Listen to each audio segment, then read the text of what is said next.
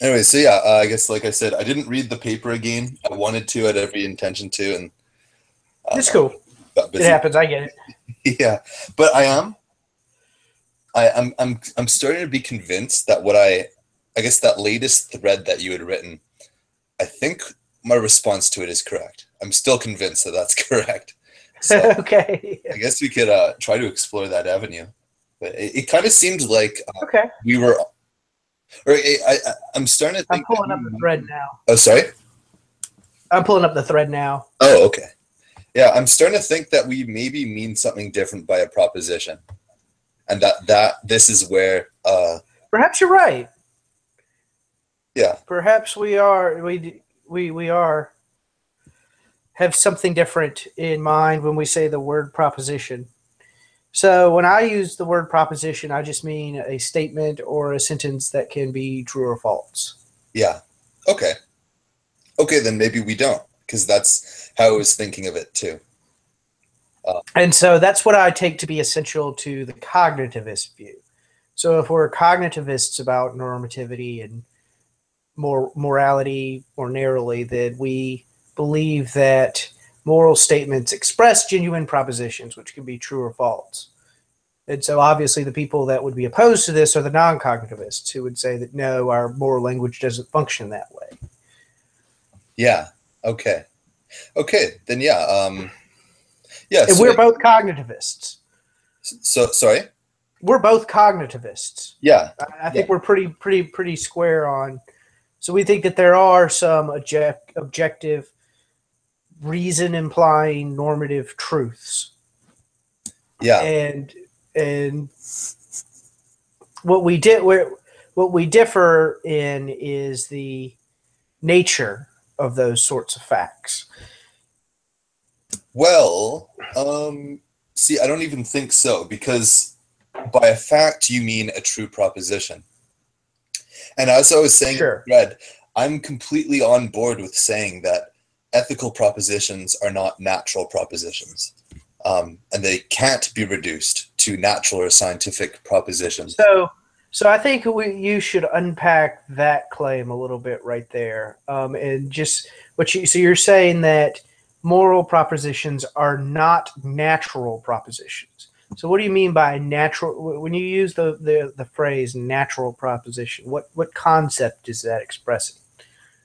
Yeah, so I suppose, first of all, a proposition is going to be something with meaning, right? Uh, like you said, like a statement or a sentence, it's kind of, I guess, comprised of concepts, right? We'd say that. Yeah, we use words and concepts and Yeah, phrases, yeah, that have content, and we put those together to make propositions, which can be true or false. yeah. Sure.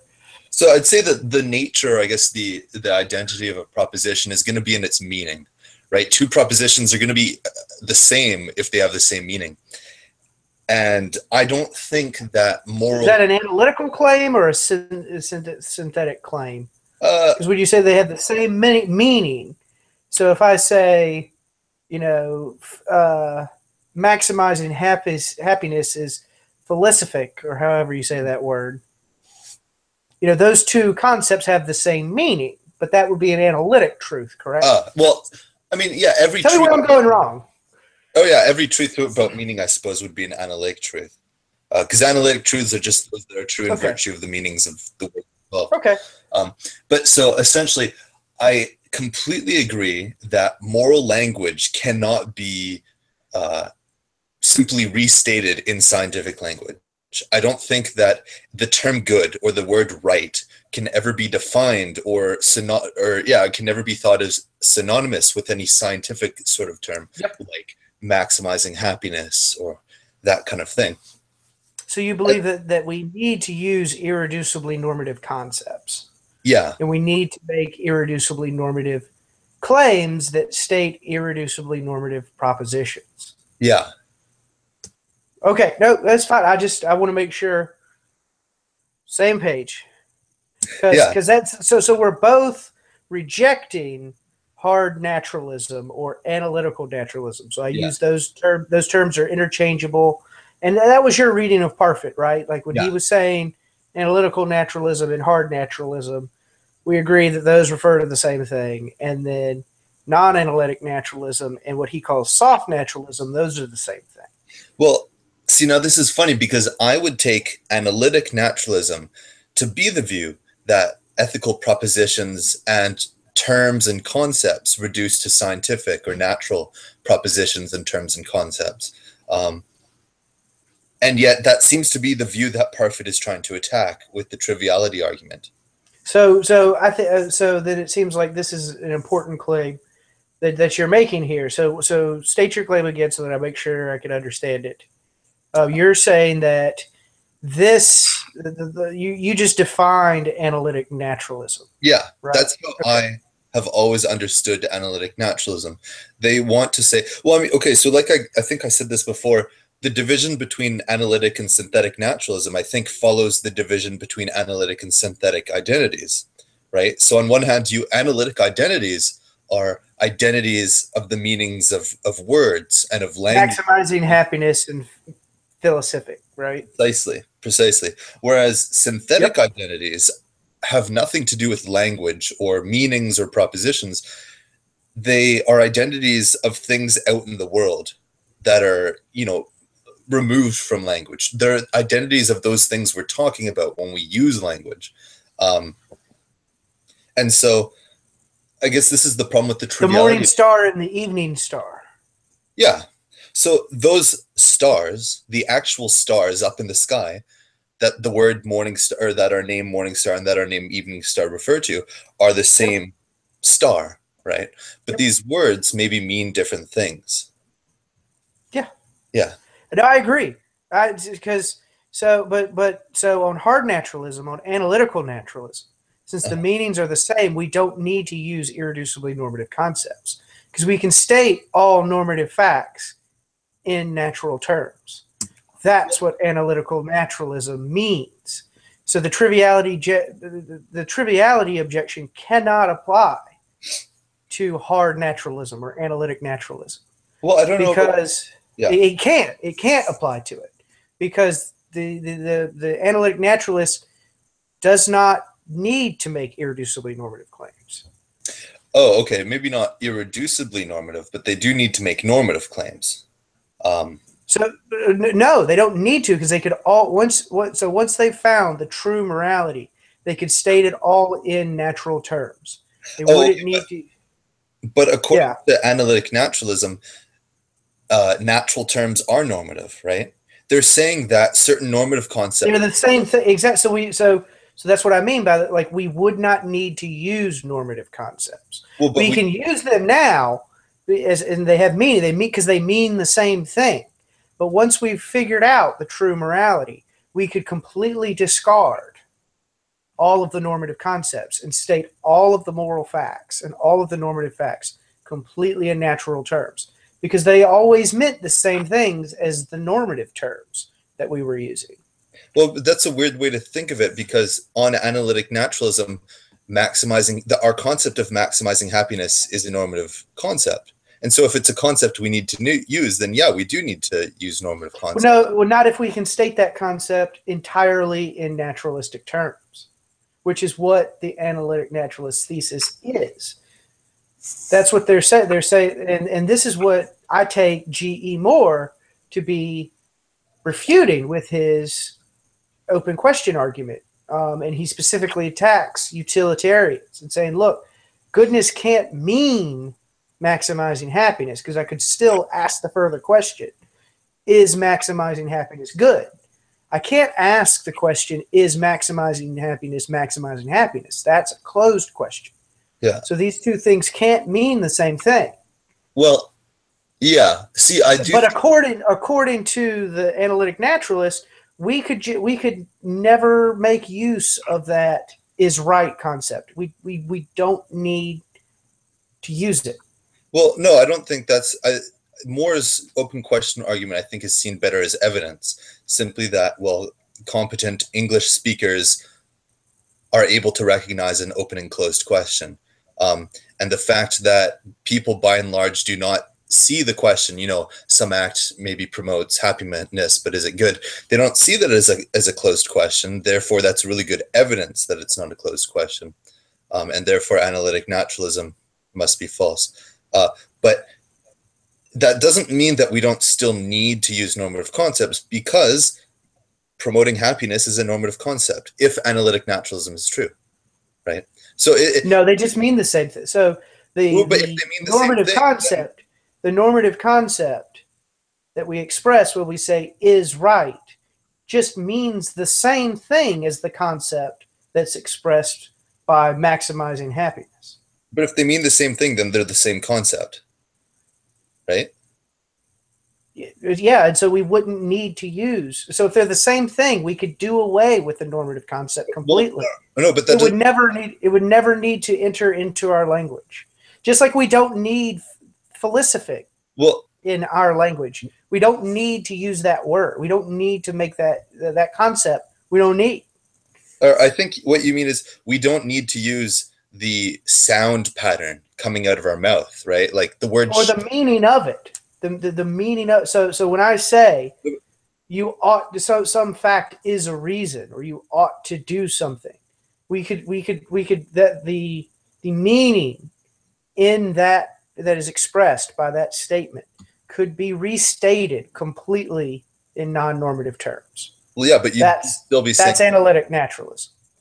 but you'd still be saying something normative, like whether or not you're using, I guess, tokens of words that you know are normative. As long as they have the same meaning, you're saying the same thing, right? Um, if I say, I don't know, if I call someone a bachelor and then I say they're an unmarried man, I'm saying the same Mm-hmm. thing twice over. That's an analytic truth. Yeah, that's an analytic truth. Right, but so exactly. You can tell that it's true just by the concepts that you're using, the meaning of the terms that are used. Yeah. So then in the same way, But I can't do that. I can't do that with moral claims and normative claims. That's the objection to analytical naturalism. okay.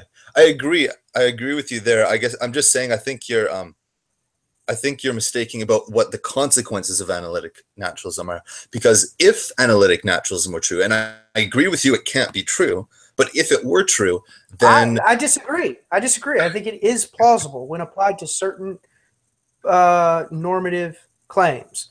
And the examples I gave were codes of honor, rules of etiquette, yeah. correct and incorrect spellings of words, whether some medicine is the safest.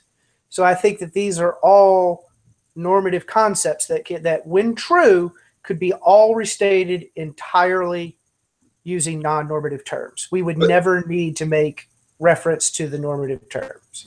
but okay, there's a contradiction here, right? Because if you're saying on one hand, our concept of being right is a normative concept, and then you say our concept of being right is the same concept as our concept of maximizing happiness, and then you say we don't need to use a normative concept when we talk about morality because we can just talk about maximizing happiness. That's a contradiction, because it follows from those first two claims, those claims that analytic naturalists make, that our concept of maximizing happiness is a normative concept.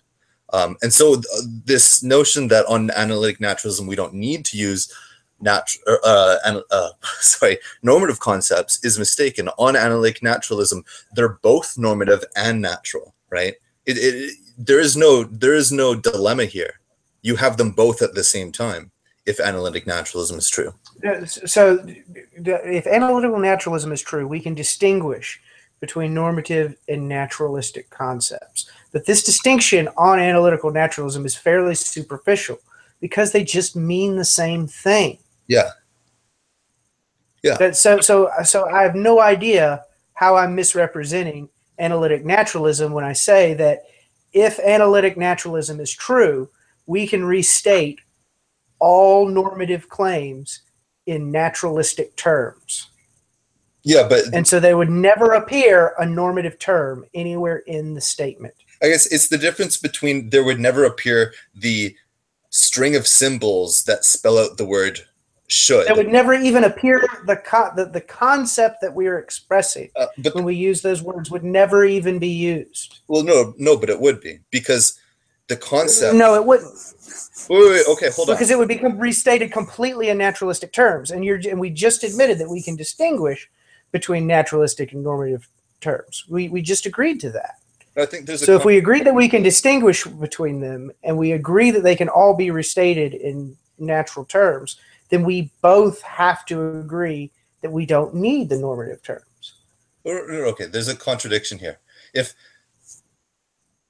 If you agree that the concept of being right is a normative concept, and you agree that the concept of being right is identical to the concept of promoting happiness, then it follows that the concept of promoting happiness is a normative concept. If two things are identical, they have all the same properties. I keep granting that point, but I'm Okay. saying that we don't, just like we don't. So we could say Venus is the morning star, and we would never have to say if it's the evening star. Yeah, we could. Those mean the same thing, but we could completely do away with the concept Well, but there's a difference of between morning doing star. So away. that's I think you're conflating the concept and the symbols we use to refer to that concept, right? I don't think I am. I really don't think I am.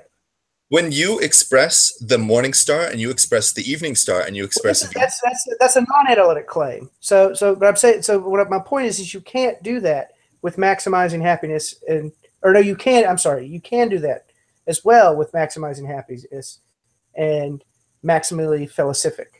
So yeah, we can do away with those terms, maximally felicific. you can do away with the symbols that we would use to Yeah. talk So about. then let's just, you could do away with all the symbols Yeah, that are normative. yeah, Are normative symbols. You could do away with all of them and state yeah, them completely in naturalistic terms. yeah, sure, yeah, but it's still the concept behind those symbols would still have to be a normative concept. No, it wouldn't. It would still be natural because we just said that we stated it completely in natural terms. Now you could call that natural term normative. You can, but we just said that we threw it all out. We could do away with it completely. Well, it sounds like you're saying that if a concept can be stated in natural terms, then it's not normative. That We don't need to make use of normative language. Normative language at that point becomes superfluous because it doesn't add any further content. Because everything everything that needs to be stated is stated. So we don't need to make use of irreducibly normative concepts. I think that is just a contradiction, but maybe we can move past. Okay, fair enough. Fair enough. Well, no, I mean it's agree to disagree. Yeah, This is one of the wonders of philosophy. Sometimes the conversation just stops here, and we have to agree to disagree. We'll come back to it. but yeah, but I think the other argument I wanted to get to, my point that I wrote in that thread, where whether or not a claim is trivial has to do with either its grammar or its syntax or its semantics, right? Either it has to do, and I'll give some examples, right? The sentence P or not P, that is true in virtue of its grammar, right? It doesn't matter what you fill in the blanks there for P, that sentence is going to come out true. And so that's a case of a trivial grammar. On the other hand, you could have a sentence like all bachelors are unmarried men. And that's true in virtue of what we mean by bachelor and unmarried man, right? So that has a trivial semantics. It's trivially true in virtue of the meanings of the words. Now, if a sentence or a claim is not trivial in either of these two senses, then it's not trivial at all. I wouldn't really know what it would even mean to call it something trivial if you didn't mean it in one of those. So something would be trivial, would you agree, if the statement just tells us that something is identical with itself? So if I say that maximizing happiness is maximizing happiness, is that a trivial claim? Yeah, that's a semantically trivial claim. Okay, fair enough. Because it follows from what we mean by identity, that everything is identical to itself, right? So the claim has a trivial semantics, yeah. It's not a claim for which you and I could disagree with. Yeah. Because, of course, everything is identical with itself. Yeah. But then the claim that, I don't know, the property of being right is identical to the property of maximizing happiness is not a trivial claim. It definitely doesn't have a trivial grammar. I tried to make it clear in the thread that I agree that that's not a trivial claim. Oh, okay. I'm not saying that the thesis of naturalism is a trivial claim. What I'm saying is that if per impossible, soft naturalism or non-analytic naturalism were true, if that were true, per impossible, our normative statements would be trivial.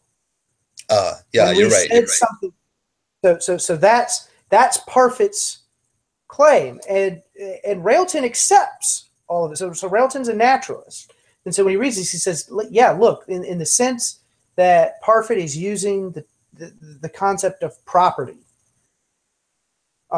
this is the way the semantics works out." And so the way Railton and Parfit have resolved their differences is that Railton was using property in an ontologically weighty sense. And so once he realized that he could accept Parfit's claim without adding things to his ontology, all of a sudden he answers the triviality objection. He says, yeah, look, there are these irreducibly normative truths. They have no further ontological implications. Well, I do agree that there are irreducibly normative truths, and that all normative truths are irreducibly normative. Well, then if you believe that there are irreducibly normative truths, you're not a ethical naturalist according to Parfit and myself. You would be a non-naturalist, or at the very least, what we're now calling non-realist cognitivist. Non-realist meaning that these irreducibly normative truths are not made true by how they correspond to some part of reality, whether it be in the natural world or some Platonic heaven. Oh, no, I definitely think that ethical truths are made true in virtue of how they relate to the world. Well, and it's certainly in a sense, the natural properties, because they relate to natural properties. So when we say that, maximizing happiness is right, that's picking out the natural property in the world, and it's saying that it has this additional normative property of being the property that makes acts have this other normative property of being right or being what we ought to do. And that's that's the way the semantics works out. When we once you agree that any true claim about a thing can be stated in terms of its properties, once you admit that, then the triviality objection just follows deductively. Well, I want to move back to your way of defining, and Parfit's way of defining non-naturalism, because it misses a whole, I guess, ontological category that the naturalist could be talking about, right? Like I said, I think analytic naturalism is the view that takes moral propositions to be natural propositions. Synthetic naturalism, as I understand it, takes the reference of moral propositions to be natural things. So there's a difference between... So do I. Oh, okay. Well, but you can't conflate... It refers to natural properties and normative properties. Because I can say that some act has the property of maximizing happiness, and that would be a true claim about some acts. And I could also say this act has the property of being right or being what we ought to do. That would, again, be another true claim about some act. But so when I say that maximizing happiness is right, I have a concept that refers to a natural property, and I have a concept that refers to a normative property. Yeah, but we have to be very clear here between when we're talking about a proposition and the referent of a proposition. You want to understand synthetic naturalism or non-analytic naturalism as being a reductive view of the propositions. And I want to understand it as being a reductive view of the reference of those propositions. And if you don't recognize that synthetic naturalists could be talking about the reference of propositions rather than propositions themselves. I accept the claim that the propositions refer to natural properties. Well, I accept that, but I also make the additional claim there is no incoming call. Uh-oh. So sorry, my Alexa's going off. It's okay. Yeah, but I also believe that that a concept in that claim also refers to a normative property. On your view, non-analytic naturalism, there is no different normative property. Well, okay. There's just the one natural property. But okay, so then synthetic naturalism, as I'd construe it, is that ethical predicates refer to natural properties, right? The predicate of being good or being right refers to the property of being good or being right, and the property of being good or being right is identical to some natural. I can say the same thing. I could say the same. So the concept being right, we'll put maximizing happiness aside. We can say X is right. Yeah. And I would say that is right, that concept refers to the natural property, whatever it is. So I admit that it refers to a natural property. Yeah. Whatever it is that makes X have this different property of being what we ought to do. So I'll agree that the referent of predicates, of normative predicates, also refer to a normative. Grant that as well. Okay, but then we can say, we can talk about normative, like the term should. I'll also go and say that I think the term should refers to a natural property. Sure, I would too. You agree even with that? Yeah, so should would pick out the natural property or natural fact, whatever it is, that makes this have the different normative property of being what we ought to do, or being something that counts in favor but that doesn't of something else. That doesn't really make sense.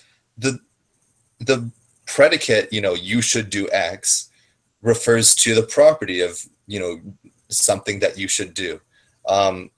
Yeah, whatever it is. So that's something. You're right. It refers to that something, that consideration. It's a reason is something, a consideration which counts in favor of having some belief or performing some action. This might be more clear to talk about reasons. The property of having a reason to act, I think, is identical to some natural property, and it's not identical to the natural property of being a property that makes you have a reason to act, because that doesn't really make sense. Why would you say so the phrase "a reason" means roughly counts in favor of. Yeah. Of what counts in favor of something? Well, a consideration, some natural fact, something. So the natural fact that someone's fingerprints are on some gun is what makes it the case that I have a reason to believe that this person used the gun. So when I say a reason, I've referred to that consideration.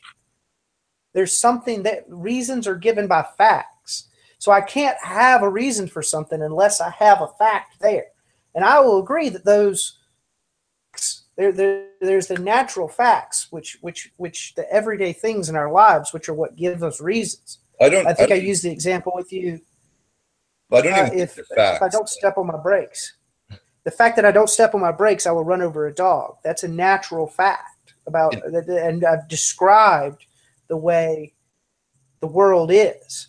And then I would say that fact gives me a reason to step on my brakes. Mm-hmm. When I say a reason to step on my brakes, well, I've referred back to that fact. Without that fact, a reason to step on my brakes, there's nothing there. Well, okay. How about find that consideration? And I would agree that consideration will refer to a natural fact. How about the predicate being a reason to do something? That refers to the property of being a reason to do something. Now, that property surely isn't identical to the property of being a natural property that makes you have a reason to do something, right? It's not identical to it, but it would refer to it. It would refer to the natural property, whatever it is. Yeah, but that doesn't make sense. Which makes acts have this different normative property of counting in favor. But that doesn't really make sense. You're saying... I think it does. I think it does make sense. Hold on, just a sec. But the predicate of being a reason refers to the property of being a reason, right? That's just trivial. Of being a consideration. Which counts in favor. I don't really know what a consideration is. Exactly. That's what's going to be the content of the reason, and the content of the reason's going to have natural properties. Okay, sure. Because we're beings in the world. So that's why I'm saying, like, when you use the concept a reason, yeah, it is going to try to refer to natural properties because it's going to try to pick out some consideration which has the property of counting in favor of doing something else or of being a reason to do something else. That's what the normative property is looking for. But my issue is you need to make use of irreducibly normative concepts. But my issue is in that you want to analyze this now. You want to analyze the referent of that predicate as a reason-making property, and that just doesn't really make sense. That's not a natural way to talk. It actually kind of sounds incoherent. I think so. So I think there are reason-making properties. Well, I'm not saying that there aren't. I'm just saying that that can't be the referent of this predicate. That doesn't make sense to say that. I don't see why not, because I think my example clearly refutes that of the fingerprints on the gun. Well, those are natural facts. I think I'm talking about. Yeah, I know the predicate is a reason. X is a reason. No, I don't think a predicate is a reason. The predicate, let's say, for example, maybe I need a good example. Well, actually, yeah, no. Just X, or the predicate of being a reason to do something. This refers to the property of being a reason to do something. You can't analyze the property of being a reason to do something as a natural property that makes you have a reason to do something. That doesn't really make sense. You keep wanting to force these terms into like the idea of a property that makes another property have a reason. Well, it's not that I'm trying to force it. It's that there's a necessary, this making relationship, this non-causal making relationship.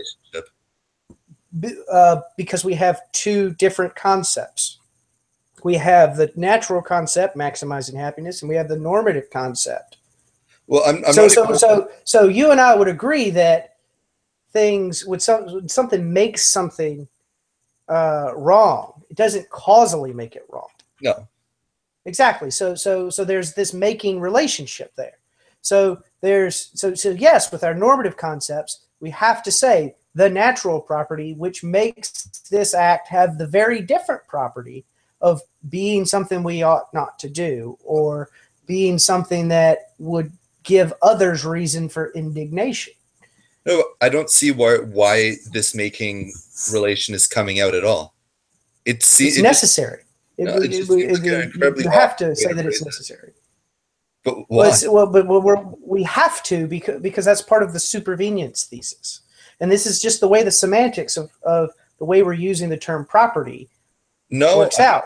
At all. No, that's not a common, that doesn't sound like a natural conclusion to draw from the way we commonly use ethical language. No, I didn't. That's not the claim I just made. Okay. It's the way the semantics works out in the claim of how we're using the concept of property. So when I say that some true claim about something can be restated as a truth about this thing's properties, once you admit that, then you've already taken on this way that I'm laying out the properties. It's a deductive piece. So this is where Parfit's work becomes very helpful, because he starts laying out why all these different things follow just from accepting this way he's using property. That's why Railton, in order to resolve their differences, had to take on these same semantics that he's using for property, but then accept property in a non-ontological sense. That's what Railton was trying to avoid. He didn't want to bring on these ontologically weighty normative properties. Oh, well, I mean, I'm fine with that. I have no problem with that. But I think yeah. My issue is solely that we have certain normative concepts, and they refer to normative properties. They don't refer, or at least it doesn't appear just by analyzing the concepts involved, that they refer to natural properties that make things have further normative properties. That doesn't really, this seems like a super awkward and forced way to try and. Well, it's very abstract. I'll get it. So it's awkward in the sense that, yeah, these are difficult ways.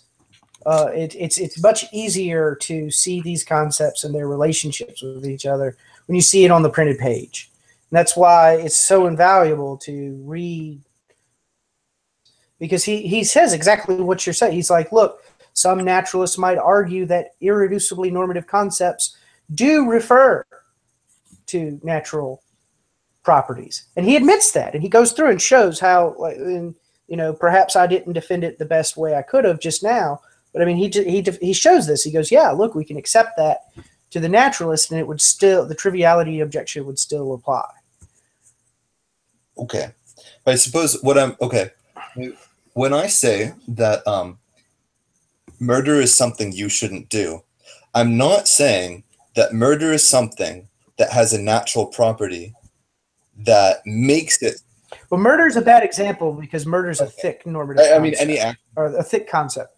but okay, fine. So killing. Do right? I'm not saying that killing has a natural property that has the further property of making killing something you shouldn't do. I'm simply saying killing is something you shouldn't do, right? There is the property of being something you shouldn't do, and it's a property of killing. And that's all the statement commits me to. The statement does not say or entail or indicate anything about a making relationship, right? And so I just don't see why that's being forced in there. It seems false and really, it seems implausible to say that normative concepts must refer to natural properties that have the further property of making a normative property come about. Does that make sense? No. I think the way that I've been saying it is the way that makes sense. Okay, so when I say you shouldn't kill people, Lance, I'm gonna have to cut you off right there. It's okay. 6:15 here, and I gotta go. Yeah, I gotta go help my wife clean up. She'll get upset if I don't. Oh no, yeah. But let's do this again. Check out some of the Parfit. Read on it and see, because a lot of the objections you're bringing up, I think he addresses them. Yeah. So we'll chat again soon.